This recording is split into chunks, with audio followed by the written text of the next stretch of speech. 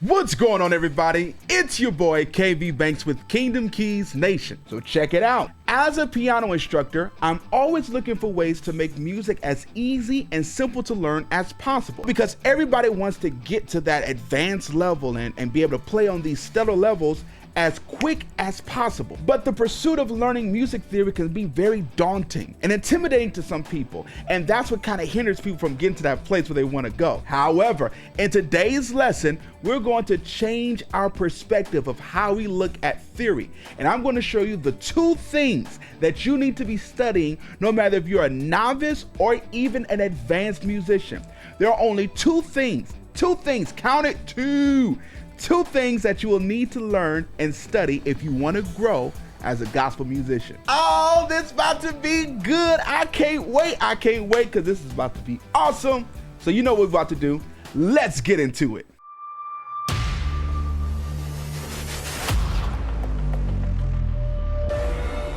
All right, family, so if you have not done so already, make sure you hit the thumbs up button, hit the subscribe, and be sure to hit the bell notification so you do not miss out on any future videos. So you already see what we're talking about, scales and triads. These two things are, when you look at it, it's the foundation to all of our playing, everything that we're doing as a musician. It can all come back to scales and triads. And this kind of helps simplify the things that I need to be studying, the things I need to be learning when it comes down to music. Because sometimes we can be a little intimidated by what we should be playing, what we should be doing. Sometimes there's a little intimidation when it comes down to especially music theory. Now, when it comes down to music theory, I've learned that many people can find themselves intimidated by how to understand and how to approach and all those things like that. However, what I've learned is that only reason that people are intimidated by music theory is because they don't really understand it. So in essence, a lack of understanding is the breeding ground for an intimidation. All right. A lack of understanding is the breeding ground for intimidation. So the sooner you can get an understanding of something, the sooner you can remove the intimidation away from it. So let's look at this. Let's look at how scales and triads are used on all 5 playing levels. On the novice level, we look at scales and triads from the perspective of how to form them. That's what's important on the novice level. How do you form them? How do you form scales? How do you play triads? How to get them, okay? How to form them on the novice level. When you move to the beginner level, you're now looking at how to apply them. So now that you learned your scales and you've learned your triads, how do you make sense of it? How can you apply them to the scale? How can you use them to actually make some music, to make progressions, to make something that makes musical sense? So not just sound good by itself, but how can you bring them together so that you can actually do something with them? Now, on the competent level, you're looking at how to articulate them. Okay, so now we say how to articulate them. Now we're talking about how are you able to take these chords that you've learned and build upon them? How you're able to now embellish, upon these triads, how you're able to grow and level up on what you've already learned, how you're able to use scales and even these triads to create melodic movements, okay? All of these different things, how you articulate the sound, okay? So you can play a song on the beginner level, but on the competent level, now you're adding different nuances to your playing that you were not doing on the beginner level, okay? Then on the intermediate level, now you're looking at how to expand. And when I say how to expand on your chords and how to expand on your triads, now you're talking about how you're able to take what you've learned and begin to, and as I call them, compound triads. So now you're adding multiple triads on top of each other to make bigger chords. One of my favorite movies is Aquila and the Bee, and there's a line in the movie where Dr. Larenby asks Aquila, "Where do you think big words come from?" And her response was, "People with big brains." Now, when we look at music, sometimes we can have that type of mentality. We say, we look at musicians like Glenn Gibson and we look at Corey Henry, just the list goes on, all right? Mike Be Real. When we look at them, we can say those are big-brained musicians, okay? The stuff that they're playing is just just like it's out there, right? We call them big brains. However, Dr. Larenby's response to Aquila was well, no, of course. But he said no. So where do big words come from? Little words. So consequently, big chords come from small chords. So that's why in the novice level, it's important to learn those triads, because if you learn those triads on a novice level, then you're already set up to play bigger chords on the intermediate level. Okay, everything is setting you up for the next step. Okay, so that's what's happening on the intermediate level. Now we're looking at how to expand upon them, even go further and deeper than what you were doing before.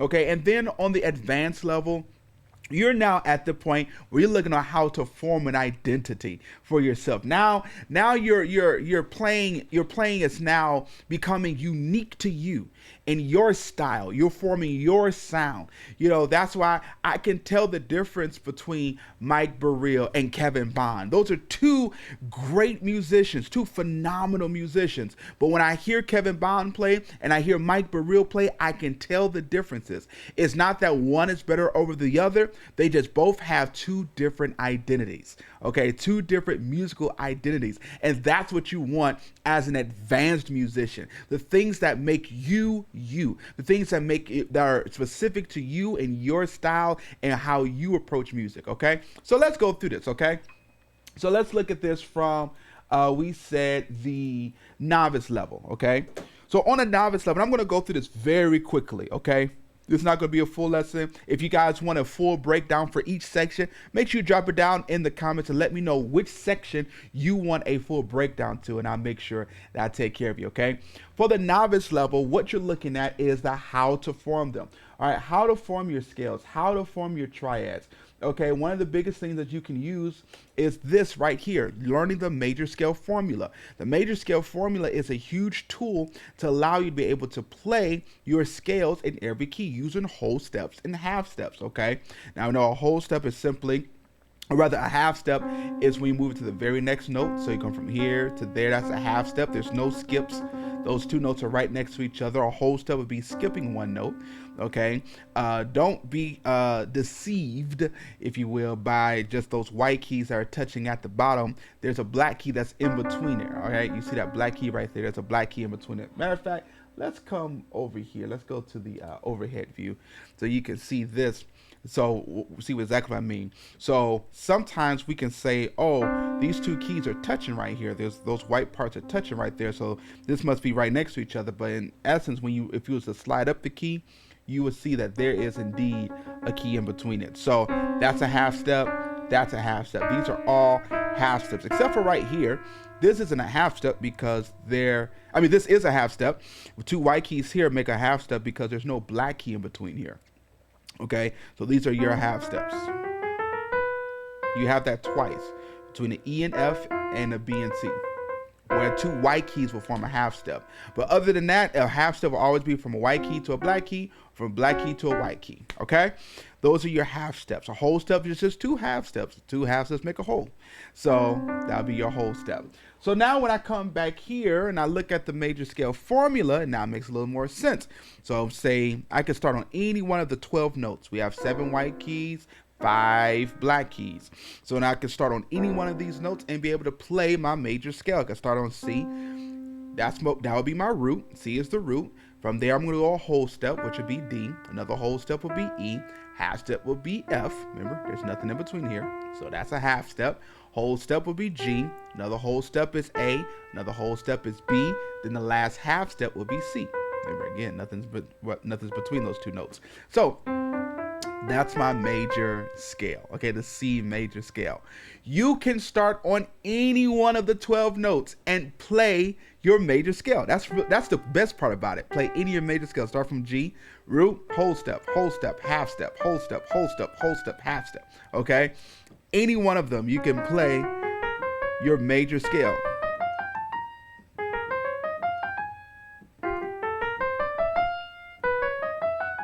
Okay, those are all your major scales. Okay, and you have 12 of them. Okay, remember everything we do in music is in groups of 12. Okay, so that's for the major scale. Now that you have the major scale, now you're able to start looking at triads. Okay, there are 3 different triads I want you to look at. The first one is most important, is the major triad.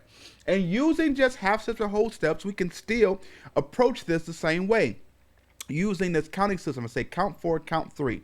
So count 4, count 3. What this is I'm using half steps. So let's say I'm gonna look for a C major triad, okay, a C major chord, which a triad is the smallest chord that we have. Okay, a triad is a chord with only 3 notes. Okay, a triad is a chord with only 3 notes. So a chord in itself can have as little as 3 or as many as however. Okay, it could be an infinite number of notes that can be found inside of a chord itself. But a triad is a specific type of chord that only has 3 notes in it. Okay. So I'm going to do this counting system, count 4, count 3. So I'm going to say from C, I'm going to count 4 half steps. So 1, 2, 3, 4, land on this E. Then from this E, I'm going to count 3 half steps, 1, 2, 3. And there is my C major triad. Okay. You can do this, as I said, on any note. F, 1, 2, 3, 4, 1, 2, 3, F major. Okay. I'm skipping through here. I'm not going to spend a lot of time on this, but you know, as I said, if you guys want a further breakdown on the novice level, let me know down in the comments, and I got you. All right, I got you, fam. All right, that's the major triad. Then you have the minor triad. The minor triad, now you're looking at the opposite. Count 3, count 4. So I can start on any note. Let's say A, 1, 2, 3. That's a C. 1, 2, 3, 4.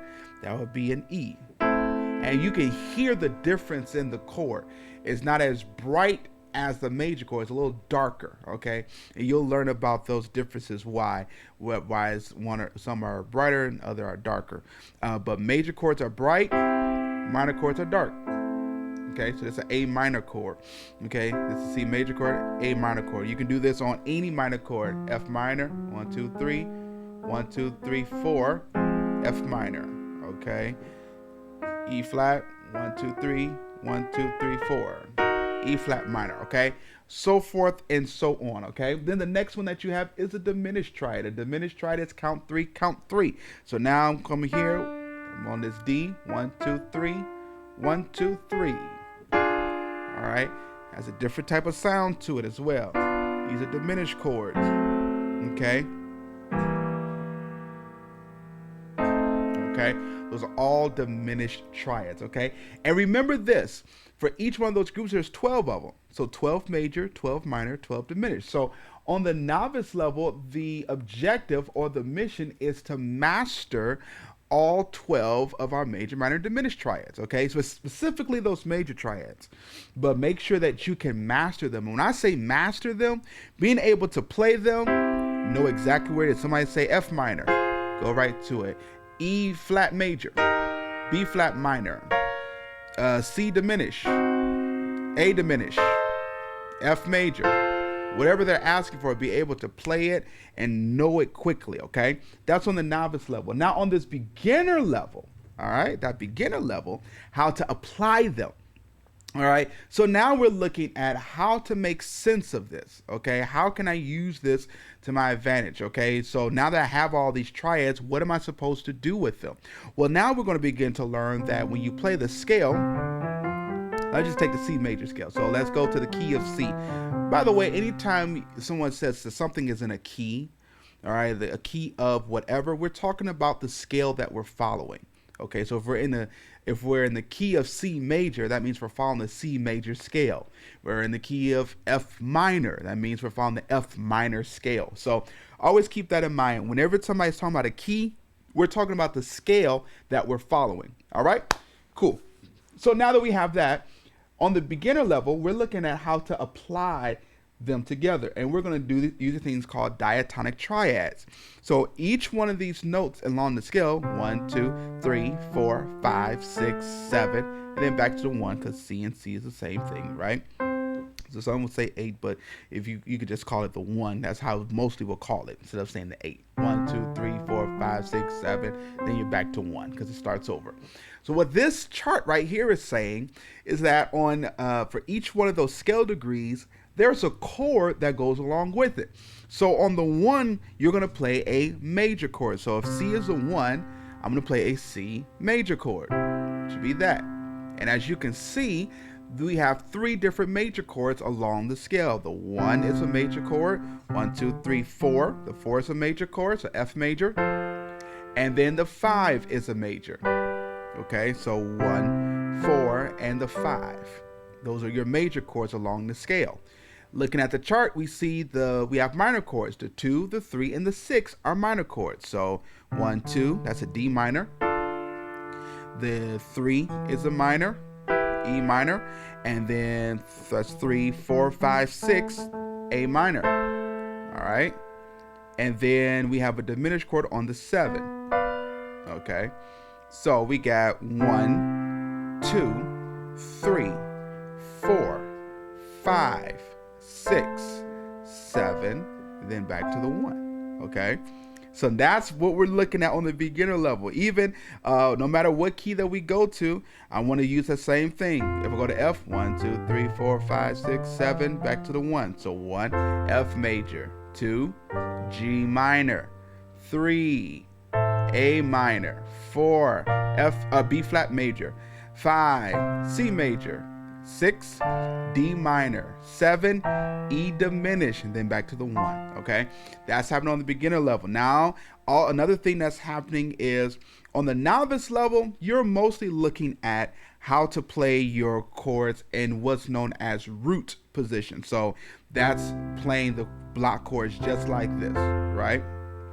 Whatever the chord is, whether it's a minor chord, doesn't matter, diminished chord, whatever you're playing them all in root. And what that simply means is when you have the chord, the name of the chord, like this is a C major chord, the C is at the bottom of the chord, okay?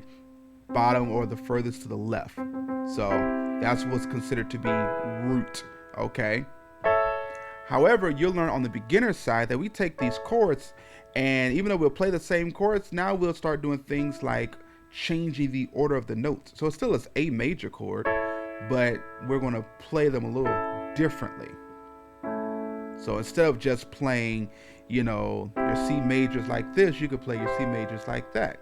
Move that over or play it like that. So it's the same notes. We're just changing the order of where they are. Okay? So you start doing things like that on a beginner level, okay? And even begin to play progression. So like, let's say I was to take this here, and let's say I did a progression. So I want to do 1, 5, 6, 4. So that's 1, C major, 5, G major, 6, A minor, and then 4, F major, right? So 1, 5, 6, 4. Well, I already said on the beginner level, I want to look at playing some inversion. So I can start doing things like this: 1, 5, 6, 4. I can start doing things like that, or 1, 5, 6, 4. Okay, and all I'm doing, I'm taking those same chords, I'm just playing around with the orders. On the novice level, it would just be this by itself, and that's it. And that would be all that's expected on the novice level. But on the beginner level, we're looking at moving these chords around, okay, and now playing inversions of them. Okay. All right. So on a beginner level, that's really what's most important, playing these chords, being able to move around and see the different inversions of them, even if it's a different progression: 1 to the 4 to the 5, 2, 6, 6, sorry, all right, to the 6 there, 4, 1, 5, or that's rather 7, because I gotta be there, 7, 6, 3, 4, 5, 1. So now being able to move with those triads and be able to play them in their different inversions. Another thing that's happening on a beginner level is the use of the melody, okay? So now I'm understanding that I'm able to play these inversions, but I'm doing this so that I can attenuate or give more accent to the melody, okay? So let's say I did something like that 1, 5, 6, 4 progression I was talking about before. Well, let's say that that progression right there is He's Able, okay? So the melody for that is God is able to do just what He said He would do, right? So that's the progression. So let's say I want to play chords with the melody on the top. So I'm going to say things like this.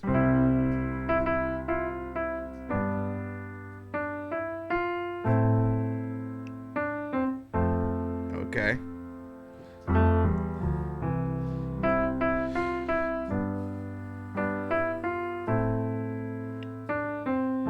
Right? So now I'm using the scale to help me play the melody. Okay, so I know I'm able to find the melody because the melody is going to follow the scale of the key that I am actually in. Okay.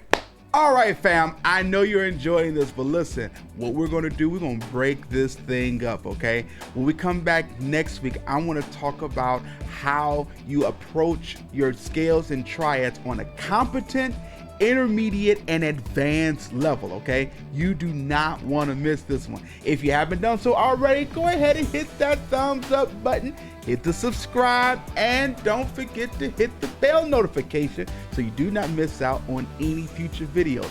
I love you, family. I'll catch you next time. Peace.